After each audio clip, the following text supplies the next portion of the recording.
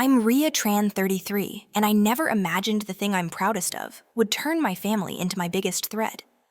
I clawed my way from shared basements and secondhand furniture to a deed with my name on it.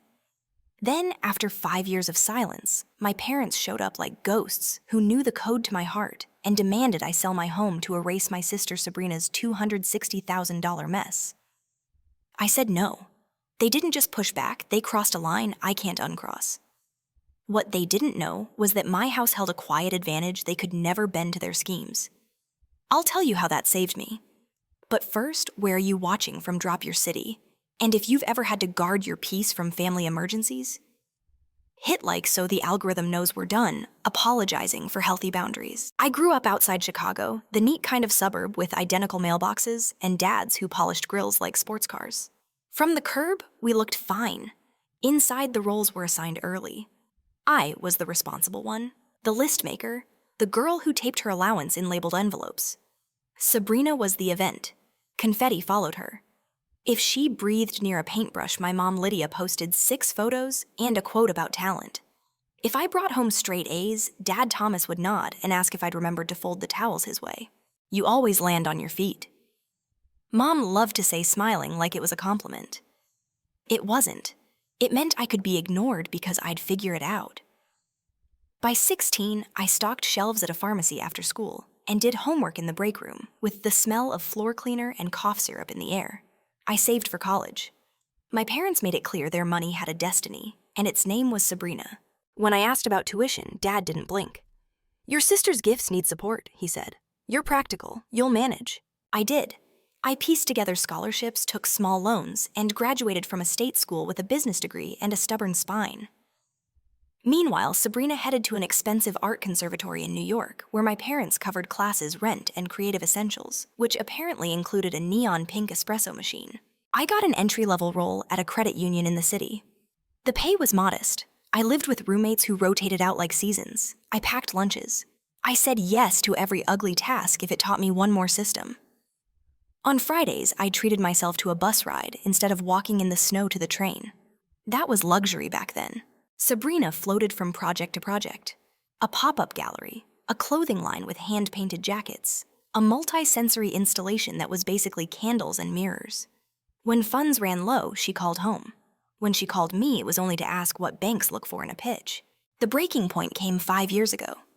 My parents drained their retirement to seed Sabrina's studio cafe concept in Brooklyn. They threw a launch party with a rented harpist and champagne served in coupes, all posted online while I did laundry in a coin-op basement. The cafe closed within 3 months. Rent, permits, vendors unpaid. Sabrina's cheerful updates turned panicked. Then my phone rang. Ria, you always save, she said breathless. I need 30, just until the next show. I had 40. It was my safety net. The first time my body had felt heavy because it was finally resting on something solid. I can loan you, I said carefully with a plan and terms. The line went dead. An hour later, Mom called. Family doesn't do contracts, she said, voice sharp. We do love. Dad delivered the verdict. Choose Ria, your money or your family. I chose my future. The next day, my messages were blocked. Holiday invites vanished. My name turned sour in extended family group chats. Sabrina moved home with our parents, and the story rewritten for relatives was simple. I had abandoned them in their hour of need. Grief came in odd shapes. I cried slicing onions. I cried paying my light bill on time because no one cheered. I started therapy with Dr. Chen because the ache didn't fade with logic. She gave me language, scapegoat, enmeshment, parentification. I learned that the rules I grew up with were invented to keep me useful. Work became a ladder that didn't wobble. I earned promotions. My emergency fund regrew. I read about mortgages like some people binge series. 2 years into the quiet, I walked through a 1915 brick bungalow just west of the city near Oak Park. The porch posts were thick as tree trunks. The windows threw colored light across the floors at noon. The banister felt like a handshake with history. I made an offer that night with hands that wouldn't stop shaking. I signed the closing papers alone.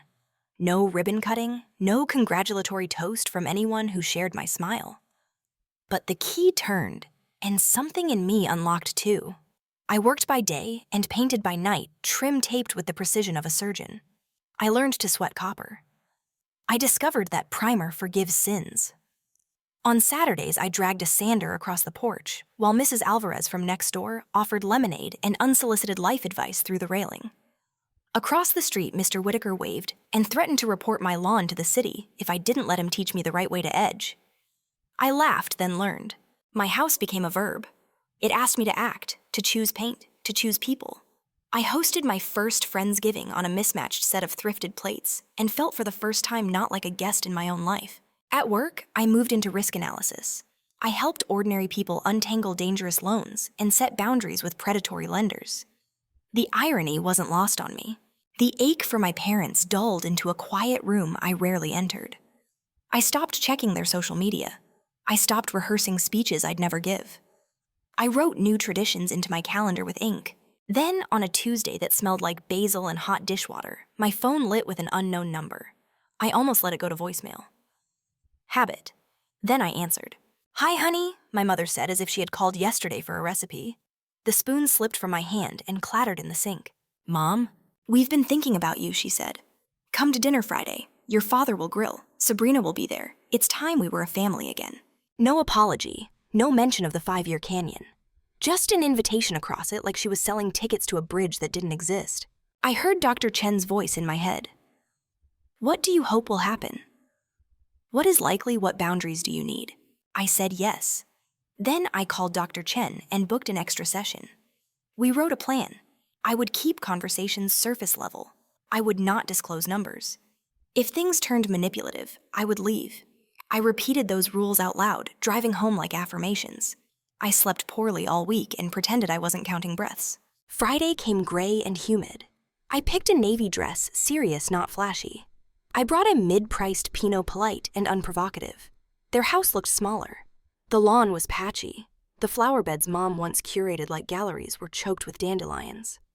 Dad opened the door with a face that had collapsed into lines I didn't recognize. "Rhea," he said, like the word was a test he wasn't sure he'd pass. He stepped back. No hug, neutral ground. Mom swept in perfume first. "There she is," she sang. "You look so professional." Her smile hovered, then dropped. "Smile more, sweetie. You always look so serious." I smiled just enough to end the comment. "It's good to see you." The living room had gaps where art used to hang. New furniture tried to look expensive and failed under the light. A television bigger than the couch dominated the wall. Money had moved out and shame had moved in. They asked rapid-fire questions that sounded like care but steered toward numbers.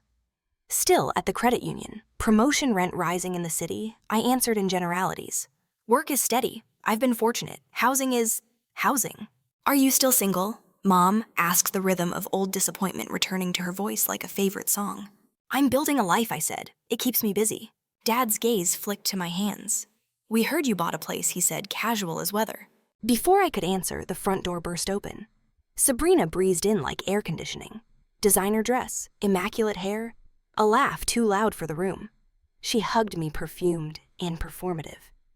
"Look at you, corporate queen." We moved to the table. Dinner was grilled chicken and bagged salad, a far cry from Mom's old feasts. Talk pinballed between Sabrina's brand collaborations, a landlord she called predatory, and a business partner who had ghosted with capital. I listened for idle. I named my own feelings like I'd learned in therapy, alert, wary, sad. "You know," Sabrina said, topping off her wine, "this economy has been brutal on creatives." She glanced at Dad. He cleared his throat. Mom folded and unfolded her napkin eyes, bright with a shine I didn't trust. I braced, not visibly, just enough to feel my shoulders anchored to the chair. So Dad said, tone light, words heavy. "About your house?" And that's where the night began to slide in a direction I'd seen in my nightmares and still wasn't ready for. Dad cleared his throat. "About your house." There it was, wrapped in small talk sharpened like a hook. Mom leaned forward, voice syrupy. "We heard values in your neighborhood shot up." Lucky timing, sweetheart. Sabrina swirled her wine. "Oak Park adjacent, Craftsman Bones. Buyers eat that up." She said it like she was reading a listing she hadn't paid for. I set my fork down. "What are you asking me?" Silence tightened. Then Dad said it with the same tone he'd used for chores. "Sell. Help your sister stabilize. Then you can get something simpler." How much is stabilize? Sabrina's mouth pressed into bravery. 260. The number sat between the salt and pepper like a grenade. I breathed once, $260,000. Not all at once, Mom rushed in. We'll figure the details. We can all carry this together. You mean me, I said. You want me to trade my house for her debt? It's not a trade, Sabrina snapped. It's an investment in family. Dad slid a folder across the table. Zillow screenshots, recent sales on streets near mine, handwritten math in his square printing. They'd done the homework on me. A heat rose up my neck. You planned this before you called.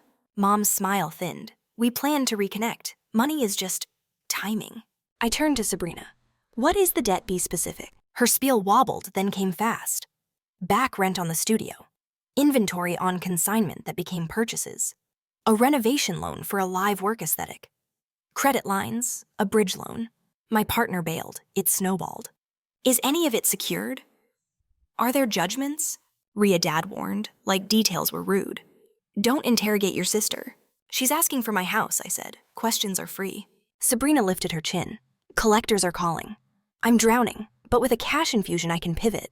Limited editions, pop-up shows. There's a plan. What plan, I asked. Momentum, she said like it was a spreadsheet. I pushed my chair back a fraction. I won't sell. The room chilled. Mom's eyes filled on cue. Honey, we miss you. Let this be the bridge back. You burned the bridge, I said softly. This is a toll booth. Dad's jaw worked. Family helps family. Family respects no, I said. Sabrina's glass hit the table. You've always resented me.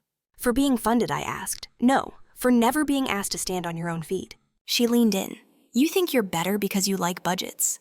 I think I'm safer, I said. Dad shoved back from the table. You'll watch your sister lose everything. I didn't put her on those loans, I said. I'm not the emergency exit. Mom's tears spilled flawless. After all we sacrificed? For her, I said, not for me. The air crackled. Then Sabrina laughed short mean. We knew you'd act superior. That's why we're offering a compromise. Keep the house. Just pull equity. Take a home equity line, Dad said quickly. You don't even feel it. Interest is low. On paper, I said. In reality, it's a leash around my neck. You could rent a smaller place, Mom tried again. Condos are cute. I stood, no. The word echoed. It sounded like a lock turning. Chairs scraped. Accusations followed like hail.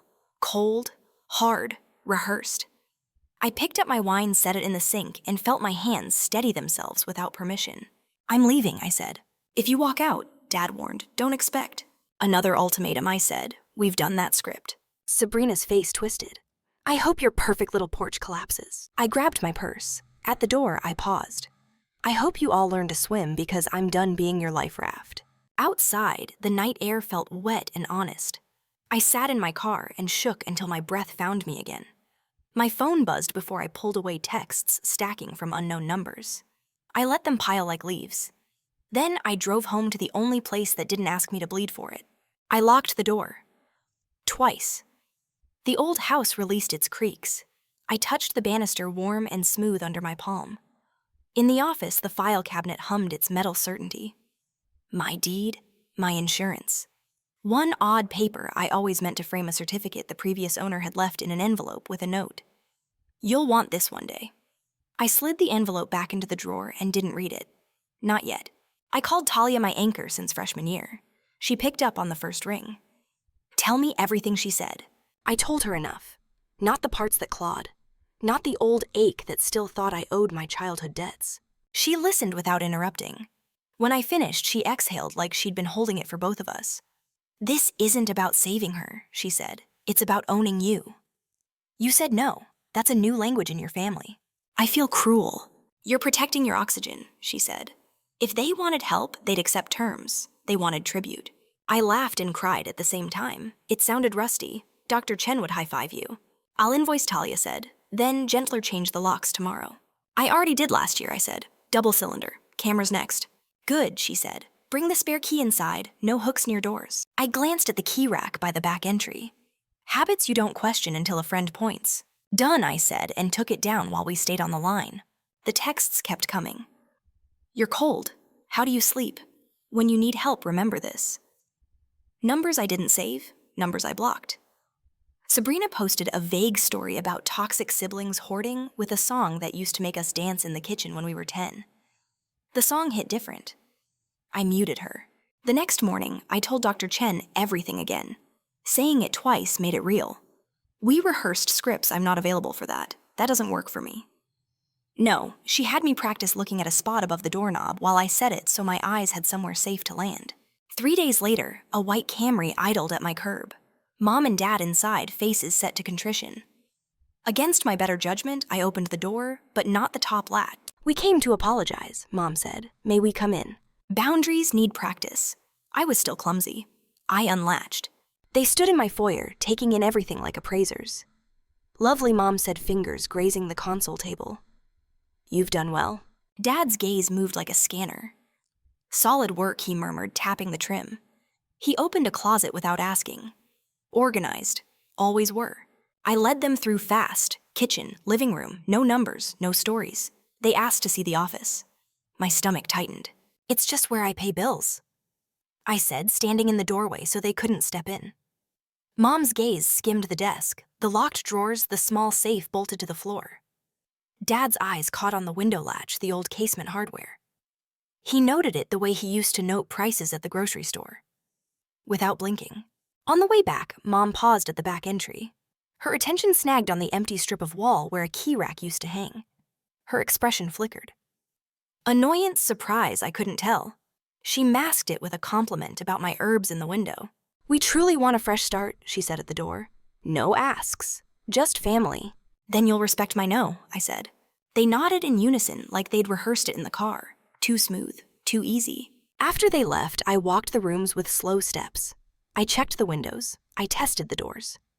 In the office, I set the small envelope on the desk and stared at it until my shoulders dropped. "Later, I promised. Later, I'll read you." That night, Mrs. Alvarez texted. "Your parents parked outside again. Everything okay?" I thanked her and set my new motion light on the porch. Mr. Whitaker waved from across the street and pointed to his door camera like a secret handshake. The next 2 days were quiet. No calls, no knocks. Calm pressed against my skin like something rehearsing an ambush. On the third evening, I came home to a door that wasn't sitting right. The latch had kissed the strike plate, but not seated. A whisper of gap. My stomach flipped. I listened. Silence. Then a muffled thud from the hallway. I reached for my phone. The gap at the latch was thin as a coin. I froze. The house breathed in a way it shouldn't. I stepped back onto the porch and dialed 911. I kept my voice low. "Name? Address?" "Someone's inside," I whispered. "I hear movement." "Stay outside," the operator said. "Officers are en route." A crash from the back corridor answered for me. Glass. Then my mother's voice clipped and urgent. "Check the office again. She files everything." My chest went cold. I stopped thinking. I pushed the door with my shoulder and stepped in. Books everywhere. Shelves emptied like a storm had shaken the room. Cushions gutted. Feathers clung to the air like snow. On my living room wall, someone had scrawled in red lipstick, "Ungrateful." Sabrina appeared in the hallway clutching a bundle of papers. When she saw me, she froze. "Well," she said, voice too high. "You're early." Dad was at my desk, drawers yanked, my lockbox pried but holding. Mom stood by the doorway to the office, eyes bright, not sorry. "What are you doing?" I asked. It came out flat. "This is a private matter," Dad said, as if that settled the law. "Family business." In my house, I lifted my phone. The police are on their way. Mom rolled her eyes, but her gaze flicked to the window. Panic flashed, then vanished. "Don't be dramatic, Rhea. We're just retrieving documents." "Documents that belong to me," I said. Sabrina hugged the papers closer. "We only want to see the mortgage. Options. You're being unreasonable." "You broke in," I said. "You wrecked my home." "It's just stuff," Sabrina snapped. "You'll replace it. You always replace things. That's your whole personality." Sirens rose far, then nearer. Dad moved toward the kitchen like he could melt through plaster. I stepped into the doorway and blocked his path. "Move," he said softly. "No."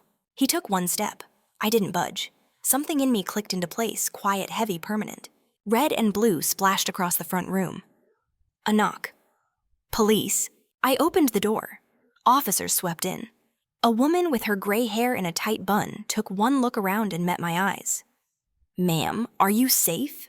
Yes, I said, voice shaking now that I could. They are my parents and sister. They don't live here. I found them inside. The second officer, younger, scanned the room. Hands where I can see them, he called down the hall. Dad lifted his palms, annoyed. Sabrina glared and dropped the papers to a chair. Mom started talking fast. The door was open, she said. We were worried. We came to check on her. She's been unstable. The older officer didn't blink. Is that true, she asked me. My deadbolt was engaged when I left, I said. I pointed at the splintered strike plate. The latch is bent. There are pry marks.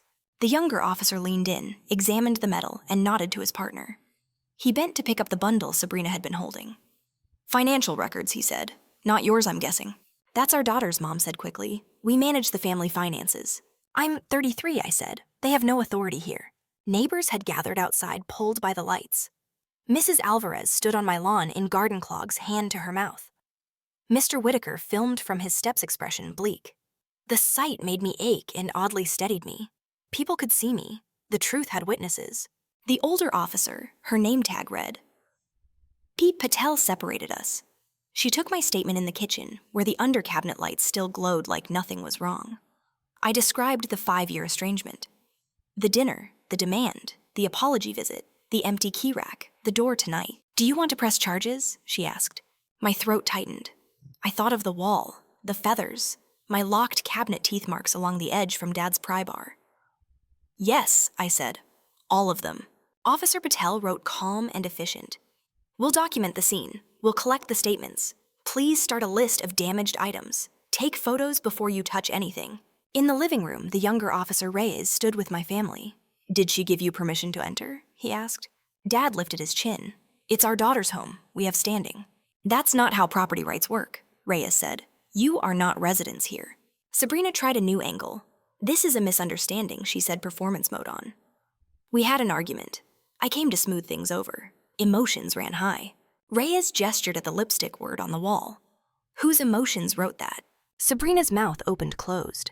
She's very theatrical, Mom said, taking the blame off herself and placing it in the air. Always has been. They were escorted outside for further questioning. The night smelled like cut grass and hot engines. Mrs. Alvarez caught my eye and mouthed, You okay? I nodded. She texted anyway, Stay with me tonight. I typed back, Yes, please. Inside, I took photos with hands that shook. The more I looked, the more I saw. My grandmother's lamp cracked. The framed map I'd bought at a flea market glass shattered. The rug rucked up like someone had skidded across it. In the office, my drawer locks had held, but everything else was open and rummaged. The small safe was still bolted, its keypad smeared with lipstick. Sabrina's shade. Officer Patel returned. We have enough for burglary and vandalism, she said. Also, attempted theft. We'll recommend a no-contact order tonight. A judge can formalize it this week.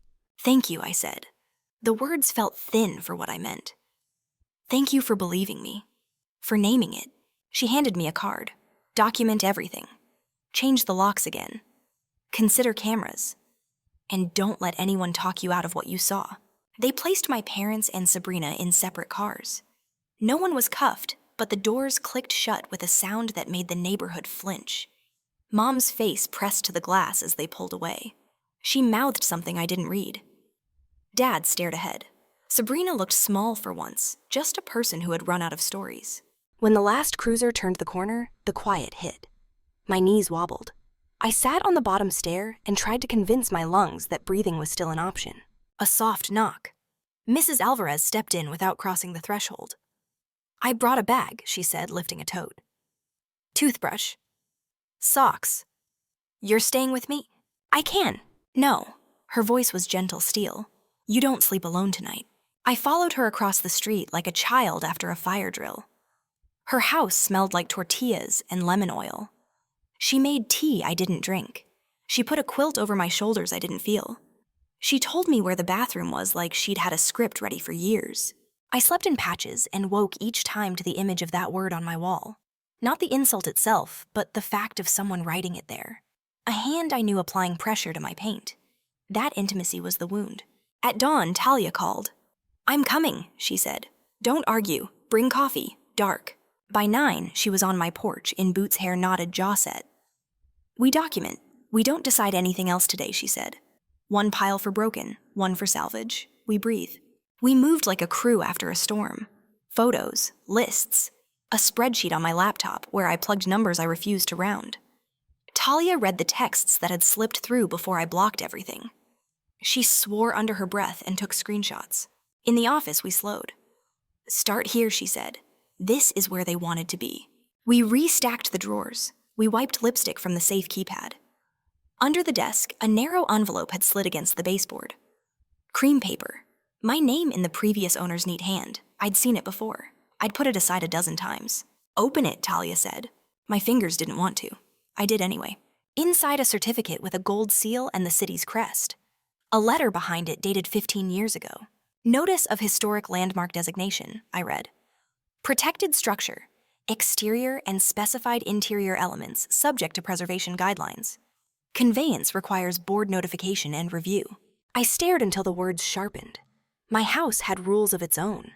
Rules that tangled with deeds and sales and quick flips. Rules that would flag any rushed transfer. Rules that put hurdles between me and anyone who thought I was an easy door. Talia whistled. "That's not nothing." "It's more than charm," I said, throat tight. "It's armor." I held the paper like a shield. For the first time since the sirens, my heartbeat steadied. "Next step," Talia asked. "A lawyer," I said. "One who speaks fluent property and family." Outside, Mr. Whitaker walked by and lifted 2 fingers in a salute. On his porch, Mrs. Alvarez clipped basil and pretended not to hover. The block felt like a village again. I looked at the lipstick word on my wall, now documented and destined for a fresh coat. "You know what's funny?" I said to Talia. "They smashed my living room hunting for something they never thought I'd have. Protection I didn't even know to use. And now you do," she said. I slid the certificate into a new sleeve. I put it in the safe. I pressed my palm to the steel until my skin warmed it. The old house settled around us with a low creak like a friend adjusting a blanket. By 9 a.m., I was in a conference room that smelled like copier ink and peppermint tea. The plate on the door read, "Amara Desai, Attorney at Law, Real Estate, and Family Protection." She shook my hand once. Firm, warm, tell me everything she said, and didn't touch her keyboard until I finished. I laid out the break-in, the lipstick, the neighbors, the certificate with the gold seal. I slid the envelope across the table like an offering. Amara read fast, lips moving. "Historic landmark," she said. "Protected elements. Any transfer triggers review. This doesn't make your home unsellable. It does make it very hard to flip or pledge without scrutiny." "Good, it's a break." "A break. On bad ideas," she said, "and on people who think deeds are just paper." She mapped a plan in 3 lines. "Emergency no contact order today. Coordinate with the state's attorney on burglary, vandalism, attempted theft. Civil action for damages and fees. Plus, we notify the recorder's office to flag any deed activity for fraud review. And cameras," she added, tapping her pen. "Locks, title insurance claim. You kept receipts." "Yes," I said, "spreadsheets." Amara smiled. "My people." We drove to the courthouse together. The hallway hummed with fluorescent lights and low voices. A clerk took my affidavit, eyes soft as she stamped. "Take a seat," she said. "Judge will call you." When our case was called, I stood at a wooden lectern that had carved initials along the edge, ghosts of other lives. My parents and Sabrina were on the other side with a duty attorney who looked pained already. Officer Patel testified first. Calm, precise, she described the pry marks, the lipstick word, the papers in Sabrina's hands. Mr. Whitaker's doorcam footage played on a small screen, my father shouldering the door. Sabrina slipping on gloves, my mother scanning the windows. No audio. Enough story anyway. My turn. I told the judge about the 5-year silence, the dinner, the demand. I described the tour of my office. I mentioned the missing key rack and how my mother's eyes had snagged there. When I said the word armor about the certificate, my voice didn't shake. The judge was a woman with silver hair and a tired kindness. "Ms. Tran," she said, "do you fear ongoing contact?" "Yes," I said. "They have a pattern. They escalate when I refuse." She nodded and turned to my family. "Do you have anything to say?" Mom went for the script. "We came from love," she said. "Ria's always been independent. We were just trying to help her make a wiser choice. That house is too much for a single woman." Amara didn't blink. "Objection to the implication my client is unsafe in her own home because she is single." "Sustained," the judge said, almost smiling. Sabrina tried to look small. "We only wanted to see options," she said. "Dad said the deed and the mortgage are in the metal cabinet." She stopped too late. The room heard plan even if she didn't say it. Dad stared straight ahead. Family matters shouldn't be court matters, he said. They become court matters, the judge answered, when a door is forced and property is destroyed. The order granted was clear and heavy, no contact by any means, no third-party messages. Stay 500 feet from my house office gym, anywhere I might reasonably be. Any breach equals arrest, 1 year with review. As we stepped into the hall, Sabrina looked at me. Not rage this time, wet-eyed panic. Rhea, she whispered, please, I can't have a record. I'll lose clients. Amara positioned herself between us. All communication goes through counsel, she said. That means me. Turn around. Back at her office, we filed the insurance claim. We sent a letter to the recorder's office requesting an alert on any deed lien or quitclaim involving my parcel number. We couriered a preservation copy of the certificate to my title insurer. We also drafted a civil complaint for damages fees and a mandatory financial counseling order if the defendants wanted a favorable settlement. Family court isn't a therapist, Amara said. But judges love to require education. I'm going to ask for it. In the afternoon, I met a locksmith named Jax who carried his tools like instruments. He replaced the strike plate with a steel one that bit into framing I could feel. He swapped the deadbolt for a smart lock. He showed me how the camera app worked and didn't leave until I could pull up all angles with one thumb. That evening, I stood in my living room, the word ungrateful still ghosting through primer. I didn't paint over it yet. It felt like evidence. It felt like a warning I'd written to my old self. Neighbors trickled by with casseroles and offers. Mr. Whitaker returned with a power drill and installed motion lights like he was clocking into a second job. Kids from 2 doors down drew a chalk heart on my sidewalk and signed it Block Squad. I laughed. Then I cried in the doorway like a person who finally believes she is not alone. The next morning, a certified letter waited in my mailbox. The envelope was from the county recorder. My throat went dry as I slid a finger under the flap. Notice of rejected filing. Instrument. Quitclaim deed reason. Signature mismatch. Improper notarization. Subject property under landmark review flagged for fraud audit. A photocopy was attached. My name misspelled. A signature that looked like mine if mine had been drawn with a glove on. The notary stamp belonged to a bank branch that had closed 2 years ago. The grantor line listed Rhea T. Tran. The grantee line listed Vanessa Gallery, LLC. Vanessa, not Sabrina. A shell. A ghost company. A rash attempt to get something on record before anyone could stop it. The filing date was yesterday, hours after court. My hands shook, then stilled.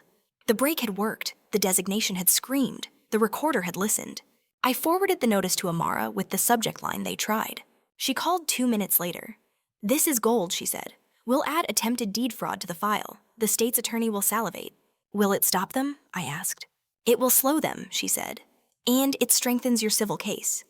We'll also contact the Secretary of State about the LLC and request a freeze for investigation.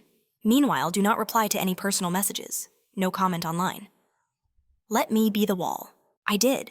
I went quiet except to people who earned my voice. At the follow-up with the prosecutor, Officer Patel shook my hand. You did the hard thing, she said. Most people try to keep this out of court until it's too late. Is it too late, I asked. For them, maybe, she said. For you, oh, you called early. Discovery started. Amara requested phone records and social posts. We pulled screenshots of the smear campaign, Sabrina's toxic sibling hoarding stories, Mom's saintly replies to relatives, Dad's comments about daughters forgetting their duty. The prosecutor built a timeline. Dinner, demand, reconnaissance, break-in, court, forged deed. At the civil deposition, Sabrina cracked first. She kept her eyes on the table and spoke like a faucet someone forgot to turn off. Dad told me where she kept the papers, she said. He said deeds are simple. He said once it's filed, the city can't undo it. Mom said to grab anything with a seal. I just needed it to stop. Needed what to stop, Amara asked. The calls she whispered, the shame, the fear when I opened my banking app. I believed that part. I didn't forgive the rest. Dad tried authority. He talked about our family legacy and what parents are owed. Amara's eyebrows did a slow climb. What you are owed is consequences, she said calmly. Mom tried tears. The court reporter didn't look up. 2 weeks later, we were back in front of the judge for a status hearing. The prosecutor recommended probation for my parents with community service and a theft prevention class, and a diversion program for Sabrina that included mandatory financial counseling restitution through payment plans and a ban on acting as a signatory for any new business credit for 12 months. The no-contact order remained. The judge peered at them over her glasses. "This is lenient," she said. "If you breathe on Ms. Tran's life again, I will not be." They nodded like bobbleheads. They left without meeting my eyes. Relief is not fireworks. It's air coming back quietly. It's a house exhaling. It's me sleeping for 6 hours without seeing lipstick on walls. The repairs finished the same week the settlement check for my parents' homeowner's insurance cleared. I upgraded what had been merely good to something solid. Glass that didn't rattle. A safe twice as heavy. I framed the landmark certificate and hung it in the hallway by the office door. A paper shield made art. Then the unexpected snag hit. A voicemail from my HR rep. "Voice careful. We received several anonymous emails accusing you of financial abuse of your parents. We're required to notify you." I sat very still. New tactic, new angle. If they couldn't take the house, they'd try to take the job. I called Amara. She exhaled through her nose. "Of course, we send your employer the court orders and the police reports. We request that all communications be preserved. We fold this into the civil action as harassment and interference with livelihood. And if HR flinches," I asked. "Then we remind them retaliation against a crime victim is a lawsuit they don't want," she said. We sent the packet. My manager wrote back within the hour. "We've got you. Take the time you need." That night, I painted over the red word. 2 coats, then a third, because I could. The wall looked clean again, but I could still feel the letters under paint. That felt right. Not erasure. Record. When the roller dried, I sat on the floor with the framed certificate beside me. I texted Talia a photo. She replied with a string of armor emojis and 1 heart. The house creaked, settling into itself. So did I. The forged quitclaim didn't disappear into a file cabinet. It boomeranged. 2 days after we sent the packet to the recorder, I got a call from a fraud investigator named Casey Hale. Calm voice, soft shoes. "Ms. Tran, I'm with the recorder's audit unit. Quick questions about a notary stamp used on the deed someone tried to file." "Tried," I echoed. "Tried," she confirmed. "The stamp belongs to a bank branch that closed. The notary retired last year and surrendered her seal. It was reported stolen in March." "Stolen by who?" "We can't say yet," Casey said. "But the camera footage at a shipping store shows your sister filming herself while mailing the envelope." She looked straight at the lens. I closed my eyes. Sabrina always loved a camera. "What happens now?" "We pass this to the state's attorney and the Secretary of State," Casey said. "They'll look at the LLC too. Do you know a Vanessa Gallery LLC?" "No," I said, "but I know their ghost." She made a small sound that could have been a laugh. "We'll be in touch." Amara called next. Good news, the Secretary of State froze the LLC pending investigation. Better news, the postal inspector is curious. Worst news, people who try once tend to try twice. "How do we make a second try pointless?" I asked. "We changed the board," she said. "Title into a revocable trust. Your trust. New deed from you to your trust recorded properly. All notices and future filings cross-check against the trust. We also slap a courtesy monitoring flag on your parcel and freeze your credit with the bureaus." We did it that week. The Ria Tran Living Trust. I signed in blue ink, so copies never looked like the original. We walked the new deed to the recorder ourselves. The clerk stamped it with a satisfying thunk. I left with a copy so crisp it felt like armor. Next, we dealt with harassment. The anonymous emails to my HR escalated different Gmail addresses, same phrases. Elder abuse, selfish daughter, unfit for a fiduciary role. Amara drafted a cease and desist, sent it to my parents' counsel, and copied the state's attorney. My manager forwarded me an internal note. "We're treating these as noise. We stand with Ria." I stared at the sentence like it might evaporate. It didn't. Then came the last push. It was a Sunday blue sky quiet, the kind of morning that makes you forgive a city for its winters. I was trimming basil when a car rolled to a slow stop in front of my house. My camera pinged. Sabrina stepped out in a white dress hair-perfect phone already on live. A ring light on a tripod gleamed in the back seat. She turned to my porch, eyes wet. "I'm here to apologize to my sister," she said to her followers, voice trembling for effect. "She won't answer my calls. The no contact order didn't care about lighting. I hit record on my camera feed and dialed the non-emergency line Verizon had taped to my fridge. "She's live streaming at my curb," I told the dispatcher. "Order on file." I stayed inside. Mrs. Alvarez texted, "Do not open." Mr. Whitaker stepped onto his porch and folded his arms.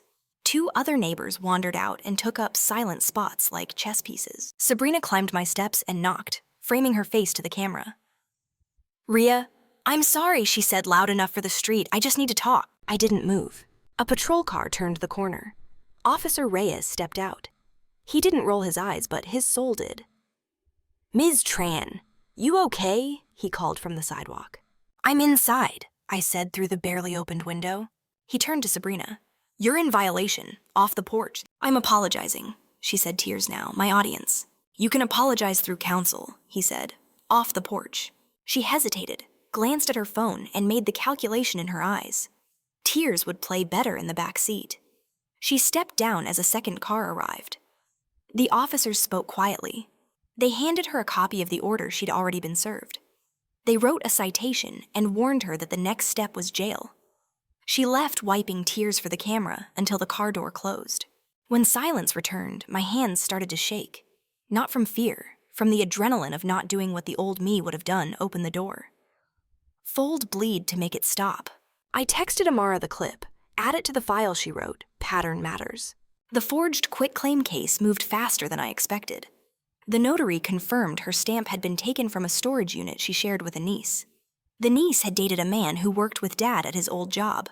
A chain. A stupid, obvious chain. The postal inspector traced the envelope to Sabrina's account at the shipping store. The Secretary of State flagged the LLC for dissolution failure to maintain a registered agent fraudulent filings under investigation. At the plea discussion, Sabrina's public defender asked for mercy based on first offense and creative desperation. The prosecutor offered a diversion deal with teeth restitution to me for damages and costs, completion of a certified financial literacy program, a psych eval, 150 hours community service not connected to her brand, a social media takedown of defamatory posts, and an apology letter routed through counsel only.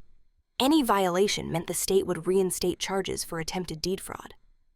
She took it. My parents accepted probation terms with a theft prevention class. 200 hours of community service, and a stern warning, violate the order, lose the plea. Dad said nothing in the hallway. Mom tried to look at me. I looked at the marble floor instead, its cracks filled with gold epoxy and thin, beautiful lines. Repair visible, not hidden. I liked that. I turned my house into a fortress after that, not a bunker, a place that felt like saying I choose who crosses this threshold. Jax returned and added glass film to the windows. We planted thorny shrubs under the office casement. I put window sensors on the old frames and a small chime that greeted me when I came home. The sound made my shoulders drop. I installed a mailbox with a locking slot. I bought a shredder that ate credit offers like a goat. I froze my credit setup fraud alerts and opted out of every pre-approved list. Amara had me sign a trespass affidavit with our police district so a 911 call could be a faster response if someone showed up again. Then I added the welcome mat. On Fridays, I hosted porch night. No RSVP, lights on, a pot of soup, folding chairs. Neighbors came with bread and gossip. The block squad chalked a second heart. Mrs. Alvarez told stories that made us cry and then laugh at ourselves for crying. Mr. Whitaker fixed a squeak in my screen door without asking. I put a little free library on the edge of my lawn. Kids stuffed it with comics and a paperback about a dragon with anxiety. It was perfect. Talia started coming early to slice lemons and end the week in silence next to me on the steps. She became the anchor presence my house had been waiting for. We didn't talk about Sabrina on those nights. We talked about Basil and the way a creaky staircase is a love language if you listen. Work stabilized. HR sent a final note. We've blocked the anonymous senders. If anything new arrives, forward to legal. My manager tossed me a project that lit my brain on fire building a workshop for members on avoiding predatory loans. Your expertise is lived, she said, then winced like it might hurt me. It helps, I said, and it did. A month after the live stream stunt, a letter arrived through Amara's office. Sabrina's apology, typed, punctuated, plain. I'm sorry for what I did to your home and your life, it read. I was drowning, and I grabbed your house like a life ring. I understand now that I almost pulled you under. I'm in counseling. I'm working retail. I hate it and I need it. I will make restitution as ordered. I won't contact you. I read it twice. It didn't heal anything, but it stopped the bleeding. The civil case settled soon after. Their insurance had already covered most of the repairs. The remaining damages and my legal fees went onto a payment plan with teeth. Miss a payment face judgment. They didn't miss the first 3. I didn't check the 4th. Amara did. I let the professionals be the wall. One more thing changed. I stopped hiding the certificate. I hung the framed landmark designation in the hallway outside my office, under the coat hooks where a key rack used to be. I walked past it every morning on my way out and touched the glass, a reminder that some houses come with backbones built in. You just have to learn where they are. I also wrote my own notice and taped it inside the closet by the front door. Not legal, not laminated, just a sentence for me. My piece is not collateral. I read it when old guilt shadowed the stairs. On a warm Thursday in late summer, the garden humming with bees. Mrs. Alvarez laughed on my porch and told me I'd made the block better. A fortress with a welcome mat, she said, admiring the new planters. That's what you built. I liked that. Strong and open, locks and lights, soup and spare chairs. We clinked iced teas and watched the block squad race scooters up the sidewalk. Their wheels clicked on a crack in the concrete and skipped past it like a small chorus. The order had 2 months left. My shoulders knew like a weather gauge in bone. Part of me counted days. Part of me didn't need to anymore. Still, life surprises you. The next envelope that arrived through Amara didn't contain a demand or a threat. It was an invitation. The envelope Amara slid across my desk wasn't a threat. It was cream embossed and absurdly hopeful. A restorative conference, she said. Optional, neutral facilitator. Your sister requested it through counsel. Your parents will attend if you do. My stomach did that elevator drop. Why now? She's completing her diversion program, Amara said. They want closure on the court record. You don't owe them a performance. I'll go, I said. Then I added conditions. 1 hour, no touching, no money talk. You stay. If anyone raises their voice, I'm done. Amara nodded like a metronome. I'll send the rules in writing. I called Talia. Talk me out of this, I said. No, she answered. You're not going for them. You're going for the you who still thinks you owe them your heir. Go tell her she can keep it. Dr. Chen rehearsed lines with me. Clear, short, no edges for hooks. Name behavior, not character, she said. State your boundary, sit back. 2 weeks later, I walked into a community center conference room with beige walls and a crooked clock. A circle of chairs waited under fluorescent lights that hummed like tired bees. A facilitator named Jordan Softvoice. Firm eyes set ground rules on a whiteboard. Speak from the eye. No interruptions, no demands, no ask at the end. Sabrina sat in a thrift store blazer over a retail polo. Hair in a simple knot. No ring light, no glitter. She stared at the floor until the facilitator said her name. My parents looked smaller. Dad's wrists were thin. Mom's lipstick bled at the edges. Jordan opened. We're here to name harm and state boundaries, he said, not to negotiate favors. Sabrina went first. She read from a paper voice catching twice. I broke into your home, she said. I lied online. I tried to file a deed that wasn't mine. I called it desperation. It was entitlement. I'm in counseling. I'm working a job that makes my feet hurt. The shame is heavy. I'm paying what the court ordered. I'm sorry. She folded the paper carefully like it might cut her. Jordan nodded. Thank you. Mom tried the old route. We were scared, she said. Rhea, you're so capable. We thought... Jordan raised a palm. Harm, please, not reasons. Mom pressed her lips together. I watched my daughter vandalize her sister's wall, she whispered. I did not stop her. I wanted the papers. I thought if we fix the money, the family comes back. I was wrong. Dad held the back of his neck like it ached. I believed parents are owed, he said. I taught that to your sister. I kicked you out of my life when you wouldn't pay. That was control. I'm learning. The word sounded foreign in his mouth. Jordan turned to me. Rhea. I kept my eyes on the whiteboard. You broke into the only place I've ever felt safe, I said. You wrote a word on my wall like a brand. You tried to steal my house on paper. You lied about me at work. You asked me to turn my peace into your collateral. I won't ever do that. I took a breath and found my anchor. Here are my boundaries, I said. No contact outside counsel and the payment portal. No showing up where I live or work. No posts about me. If you need to say something, you say it to Amara. If you need money, you don't say it at all. I am not a resource you can tap. I am a person with a key and a lock. Silence landed. It didn't demand anything back from me. That felt new. Sabrina looked up. For once, she didn't reach for a line. Okay, she said. I'll keep paying. I won't knock. Mom's eyes brimmed. She didn't speak. Dad nodded once sharp, like signing a contract he didn't like but understood. Jordan closed the circle with a sentence I felt in my sternum. Boundaries are a form of love when you want repair, he said. They are also a form of self-respect when repair is not possible. I walked out lighter than I walked in. Not happy, clean. Time moved, leaves crisped. Snow found the cracks in my old porch and settled like salt. The no-contact order expired and nothing crashed. Payments hit Amara's trust account with boring regularity. Sabrina sent proof of her budgeting class completion through council. She kept her job. She didn't go live. My parents sold their house and took an apartment in a complex with a heated pool and a game room the brochure called Active Adult Living. Dad started volunteering at the library on Thursdays. Mom joined a walking group. They did not come down my street. That absence was the repair I needed. At work, my workshop on predatory loans became a series. We called it Don't Sign Underwater. People showed up with shoeboxes of letters and left with plans. I taught them the sentence that saved me that doesn't work for me.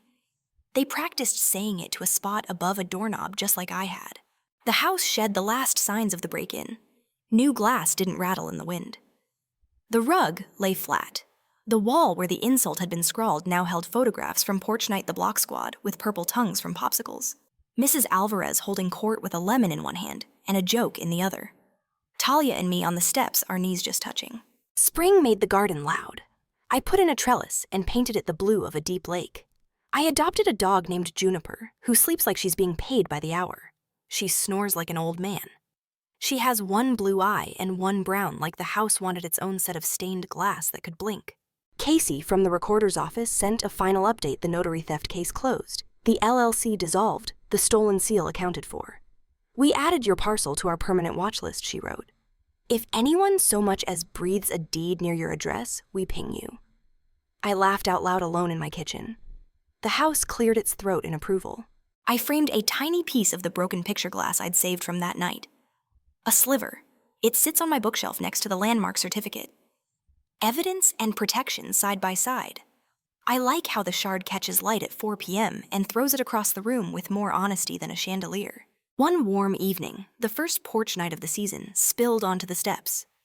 Mr. Whitaker brought a new neighbor who'd just moved in 2 doors down, with a newborn strapped to his chest. He looked tired and elated and terrified. Any advice he asked, half joking. I thought of my father at that age and the story we were all born into without consent. I handed the new neighbor a bowl of soup. Teach your kid that love and money are not the same thing, I said. Teach them that no is a complete sentence. Teach them that home is a place you protect, not a thing you take. He nodded like I had given him a map. Maybe I had. Later, when the block grew quiet and Juniper made sleep sounds at my feet, I stood in the hallway and touched the glass over the city seal. 100-year-old bungalow had outlasted Storm's owners and a family's bad ideas. It had rules of its own. It taught me mine. I used to think refusing was cruel. Now I know refusal can be a form of care for the part of you that learned early to hand over your plate and call it love. Boundaries aren't walls. They're doors with locks that you control. You choose who knocks. You choose who comes in. You choose when to sit on the floor with a friend and eat ice cream from the carton because the wallpaper is finally dry. This is the line I drew. My peace is not collateral. It's not a slogan. It's practice. It's the porch light I turn on every Friday. It's the trust that holds my deed. It's the neighbors who sit and talk until the mosquitoes get bold. It's the dog who barks at shadows and then falls asleep with her chin on my shoe because I am finally someone who knows how to keep a house safe. If you've made it this far with me, thank you. Tell me in the comments, where would you draw your line if someone you love asked for your roof, your savings, your sense of safety? What would you protect first? And if this story helped you name a boundary hit, like so this reaches someone who needs permission to say no. I'll be on the porch lamp on soup simmering keys on a hook only I can see.